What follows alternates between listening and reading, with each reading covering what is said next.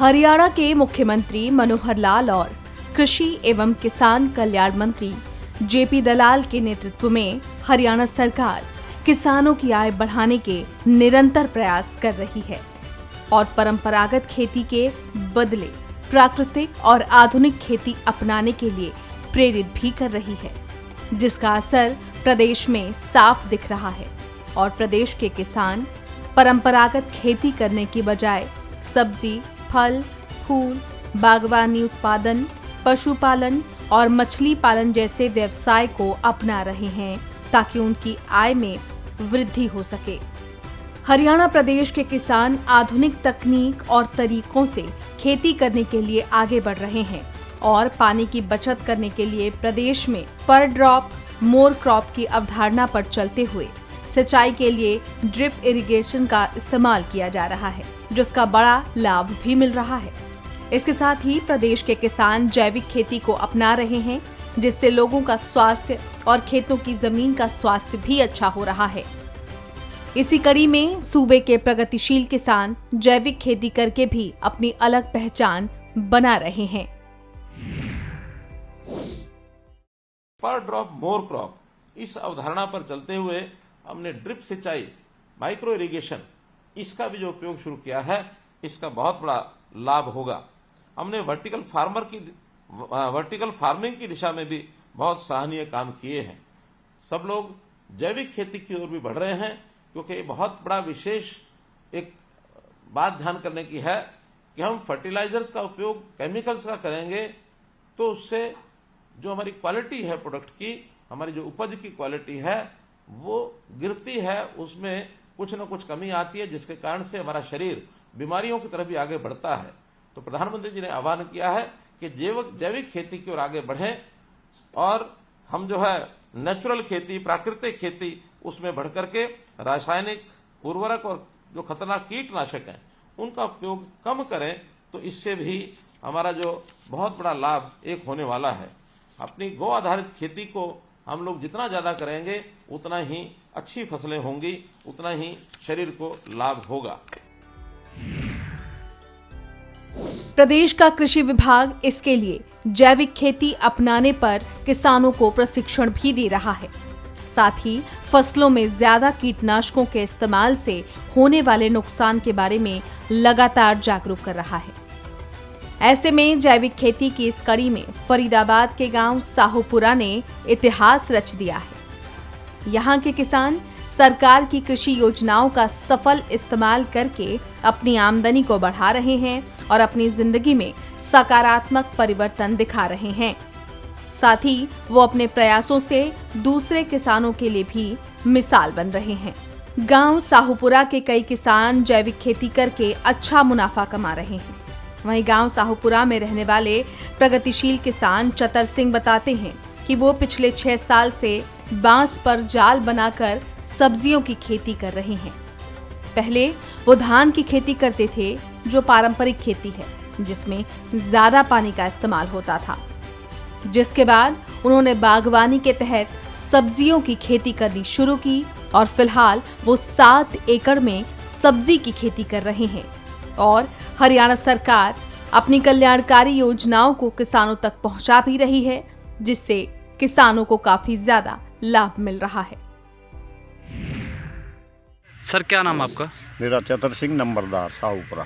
चतर सिंह जी, किस चीज़ की खेती करते हो आप? हम कर रहे हैं जी सब्जी की खेती करते हैं, जिसमें तोरई है और भिंडी है। और तोरई भी हम उस पर लगाते हैं जाल बना के ना, ऊपर जी जाल बना के। बम्बू खेती। हाँ। अच्छा, तो कब से कर रहे हो आप ये खेती? ये हमें हो गई 5-6 साल से कर रहे हैं। पहले हम धान वगैरह बोते थे। अच्छा, अब हम सब्जी बोने लगे हैं। सब्जी बोने लगे? हाँ। तो कितने किले में आपने जो है सब्जी बोई हुई है? 7 किले में सब्जी है हमारी। 7 किले में? हाँ। तो अगर 1 किले की अगर बात की जाए तो कितनी लागत आती है इसमें? लागत आ जाती है उसमें करीब 25,000 रुपये एकड़ में आ जाती है लगभग। जो अधिकारी हैं, सरकार हैं, वो लगातार किसानों को लेकर काम कर रही है, तो अधिकारियों की तरफ से कितना आपको जागरूक किया जाता है कृषि को लेकर के? ये अपनी वो तो करते हैं, किसान तक अपनी वो पहुंचाते हैं, भाई बीमा करवाओ और जो है और रजिस्ट्रेशन करवाओ फसल का, इस तरह की वो बताते हैं स्कीम, आते भी हैं टाइम पर आते रहते हैं अधिकारी भी, जो सरकार ने जाते हैं। पोर्टल बनाए हुए हैं उन पोर्टलों हाँ। से जानकारियाँ मिलती हैं क्या आप हाँ, लोगों को? जानकारी मिलती है। किस तरीके की जानकारियाँ मिलती हैं कृषि को लेकर के आपको अब वहाँ से? कृषि को जैसे अब रजिस्ट्रेशन हो गया सरकार की तरफ से, और बीमा हो गया, जैसे कोई रोग वगैरह है वो भी बता देते हैं वो अधिकारी आके। वहीं प्रगतिशील किसान शीशपाल ने बताया कि वो अपने खेत में जैविक खेती के जरिए तोरी और ज्वार का उत्पादन कर रहे हैं, जिससे वो अच्छा मुनाफा भी कमा रहे हैं। क्या नाम है आपका? शीशपाल, शीशपाल जी, कौन सा गांव है? साहूपुरा गाँव। साहूपुरा गांव है। आप एक किसान हो, किस चीज़ की खेती की हुई है आपने? हमने सब्जी की खेती की हुई है। कितने साल से आप ये खेती कर रहे ये हो? 10-15 साल हो गई। 15 साल से। किस चीज़ की खेती है आपकी? अब फिलहाल तोरई चल रही है जी। तोरई की खेती की हुई है। और ज्वार है। कितने किले में आपने की हुई है? ये 1-1.5 किला में है जी। 1-1.5 किला में। हाँ, घिया तोरई दोनों। अच्छा, तो किस तरीके से इसका बीज आपको मिलता है, किस तरीके से बुवाई करते हो, कितनी मेहनत इस खेत में लगती है? बीज तो वो दुकान से ही मिलता है, अच्छा, और मेहनत तो काफ़ी है। 30-35 हज़ार इसमें लागत आ जाती है। मुनाफा कितना हो जाता है एक? इतना ही लगा जो 60-70 का बैठता है, उसमें 30-35 का ही है ही खर्चा। अच्छा, आधे का ही। साहूपुरा गांव के किसानों का कहना है कि हरियाणा सरकार की कल्याणकारी योजनाओं और कृषि विभाग के अधिकारियों की सलाह से उन्हें काफी लाभ हो रहा है, और समय समय पर जिस तरह से कृषि विभाग के अधिकारी उनकी मदद करते हैं वो काबिल तारीफ है। साहूपुरा गांव में ज्यादातर किसान बागवानी योजना के तहत तोरी, भिंडी, गोभी, मूली, पालक और बैंगन की खेती कर रहे हैं, जिससे कम लागत में ज्यादा मुनाफा मिल रहा है। इतना ही नहीं, उनकी फसलें सीधे मंडी तक पहुंचती हैं और उन्हें उचित मूल्य भी मिलता है, जिससे वो बेहद खुश हैं। हरियाणा सरकार अपने पोर्टल के जरिए किसानों तक सभी योजनाओं और खेती से जुड़ी सभी जानकारियां पहुंचाती रहती है। इसके साथ ही सरकार की ओर से चलाई जा रही फसल बीमा योजना और बागवानी योजना से किसानों को बेहतर सुरक्षा और समर्थन मूल्य भी मिल रहा है। नई दिशा में किसानों की उपलब्धियां ये स्पष्ट कर रही हैं कि सरकार के प्रोग्राम और योजनाओं से किसानों को उनके खेती के कार्यों में सफलता प्राप्त करने में काफी मदद मिल रही है। साहूपुरा गांव के किसान नई और सुधरी हुई तकनीक का इस्तेमाल कर रहे हैं और जैविक खेती जैसे उन्नत तरीकों से ज्यादा कमाई कर रहे हैं। इतना ही नहीं, साहूपुरा गांव के किसान सरकारी योजनाओं का सही इस्तेमाल करके अपनी आमदनी में वृद्धि दर्ज कर रहे हैं। साथ ही दूसरे किसानों को भी सरकारी योजनाओं के बारे में जानकारी दे रहे हैं और खेती के क्षेत्र में सकारात्मक परिवर्तन देखने का सौभाग्य भी प्राप्त कर रहे हैं। हरियाणा देश का पहला राज्य है जिसने बागवानी फसलों को प्राकृतिक आपदा से होने वाले नुकसान की स्थिति में किसानों के लिए मुख्यमंत्री बागवानी बीमा योजना बनाई है, जिसके तहत फलों और सब्जियों की खेती को बढ़ावा देने के साथ साथ मधुमक्खी पालन को प्रोत्साहित करने के लिए सरकार कई तरह की रियायतें और सुविधाएं दे रही है। अनुसूचित जाति के लोग भी बागवानी और मधुमक्खी पालन की ओर बढ़ रहे हैं, जिसके लिए विशेष स्कीमें चलाई जा रही हैं।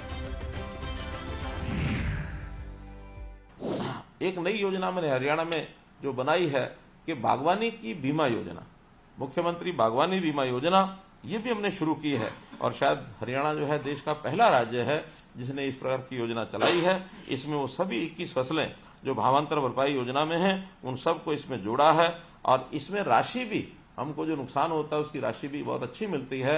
यानी सामान्य थोड़ा सा प्रीमियम देने के बाद सब्जियों के लिए 40,000 रुपये प्रति एकड़ सब्जी और फलों के लिए, और मसालों के लिए 30,000 रुपये प्रति एकड़ ये बीमा कराया जाता है। तो हम नुकसान के रिस्क को कवर करने के लिए बागवानी बीमा योजना ये जरूर इसमें शामिल हों, ताकि किसी प्रकार की कोई मौसमी अथवा अन्य प्रकार के कोई नुकसान की स्थिति बनती है तो भरपाई इसकी हो सके। इतना ही नहीं, हरियाणा सरकार कम पानी से अधिकतम सिंचाई के लिए भूमिगत पाइपलाइन स्कीम भी चला रही है। इस योजना के तहत किसानों को 10,000 रुपए प्रति एकड़, अधिकतम 60,000 रुपए प्रति किसान अनुदान राशि दी जा रही है। इस योजना के तहत अब तक 52,193 किसानों को 233 करोड़ रुपए की राशि अनुदान के रूप में दी गई है। इसके अलावा जल शक्ति अभियान के तहत बागवानी फसलों की सूक्ष्म सिंचाई प्रणाली से सिंचाई के लिए व्यक्तिगत जल संग्रहण तालाबों के निर्माण पर अनुदान सीमा 75,000 से बढ़ाकर 7 लाख रुपए तक कर दी गई है। जल शक्ति अभियान के अंतर्गत जो हमारा जल बचाने का एक कार्यक्रम है, बहुत तेजी से चल रहा है। उसमें मैं आप सबसे भी निवेदन करता हूं कि हम बागवानी फसलों के लिए माइक्रो इरिगेशन की प्रणाली ये जरूर अपनाएं। कहीं भी खुला पानी हम इसमें न डालें और इसमें तालाब बनाने की प्रणाली भी हमने शुरू की है। इसके अंदर भी अनुदान की जो सीमा है उसको हमने 75,000 रुपए से बढ़ा दिया है और ये तो लाखों रुपए तक भी मिलता है साइज के हिसाब से।